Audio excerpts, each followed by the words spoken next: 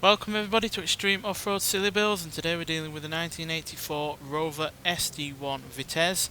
It's a 757 horsepower, 555 pounds-feet of torque from a 5.6 litre twin turbocharged V12 engine, and the vehicle itself now weighs 2,954 pounds. Now has off-road tyres, all-wheel drive and off-road suspension. And the car can now do 0 to 60 in 2.649 seconds, 0 to 100 in 5.435 seconds, and going to a top speed of 206 miles an hour. So yeah, I have no idea what this car is going to do. Granted, it doesn't weigh all that much and it's a fair decent amount of power, but it's far from the most powerful car we've had on the series, nor is it far from the lightest, and it is quite a large saloon car. It's quite long, so yeah, no idea, but let's see what it's going to do. Also no idea what engine this car's from. It was originally a 5.2 litre V12 with 455 horsepower. Now I can't for the life of me remember what car on this game has that engine, or if there is even a car on this game that has that engine, but whatever. It's a decently powerful engine, and it is one I wanted to try out because I haven't seen it before, and hopefully it will prove useful here. But if you do know what engine this car's from, what car this engine's from even, then do put it in the comments, because I will be interested to know.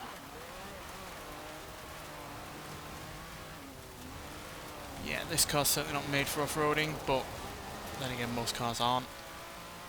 But then again, we've never had a Rover before on this game, so therefore we've never had a Rover on this series before.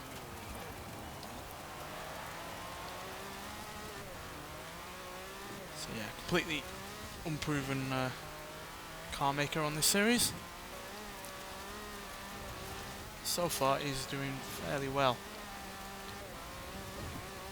One thing that might be going in handy with this car is the fact that it didn't have the lowest suspension originally, so the off-road suspension is not really added all that much extra height to it, so that's something at least it's vaguely alright dealing with.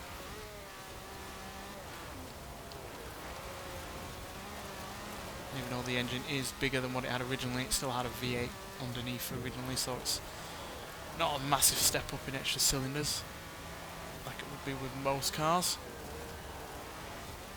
To be honest, it's handling everything okay. The all-wheel drive system isn't providing too much understeer. Certainly helping keep the power in check and giving us the grip we need for these surfaces.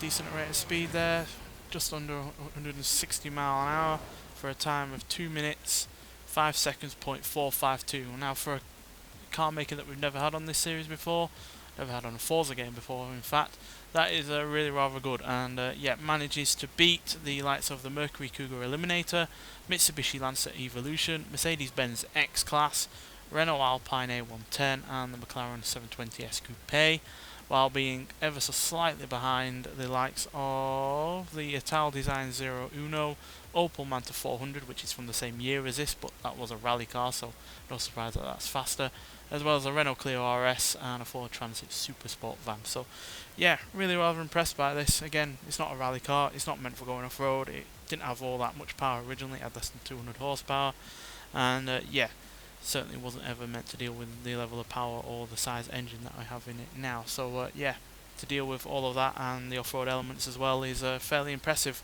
And yeah, it was really rather controllable. I imagine if you get a bit more practice in with this, you could get it even faster. But I'll leave it to 1 turn per car just to make it fairer. And yeah, still impressed even with my relative inexperience with driving it with this level of upgrade. So yeah, fairly impressed by it overall. And yeah, I'm happy that it is as quick as it is, because I do really rather like the car in stock form. Nonetheless, thanks for watching, and I'll see you in the next one. Bye.